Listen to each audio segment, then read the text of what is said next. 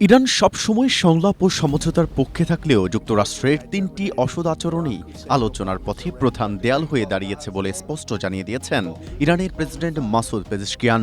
সামাজিক যোগাযোগ মাধ্যমে দেওয়া এক পোস্টে তিনি এই তিন বাধার কথা উল্লেখ করে বলেন, প্রতিশ্রুতি ভঙ্গ, বেআইনি অবরোধ এবং লাগাতার হুমকির কারণেই কোনো সমঝোতায় পৌঁছানো সম্ভব নয়। যুক্তরাষ্ট্রের প্রতি ইঙ্গিত করে তিনি কঠোর ভাষায় লিখেছেন, বিশ্ব তোমাদের অন্তহীন কপট কথাবার্তা এবং কাজ ও দাবির মধ্যকার চরম বৈপরীত্য স্পষ্ট দেখতে পাচ্ছে। পেজেশকিয়ানের সাথে সুর মিলিয়ে ইরানের পার্লামেন্ট স্পিকার মোহাম্মদ বাঘের গালিবাফও সামাজিক যোগাযোগ মাধ্যমে এক বিস্ফোরক পোস্ট দিয়েছেন।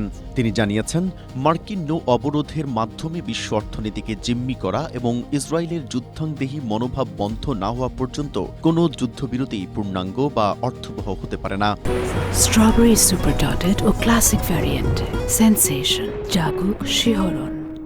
গালিবাফ স্পষ্ট করে দিয়েছেন যে যুক্তরাষ্ট্র ও ইসরায়েল যতদিন যুদ্ধবিরতি লঙ্ঘন করবে ততদিন হরমুজ প্রণালী পুনরায় খুলে দেওয়ার কোনো প্রশ্নই ওঠে না।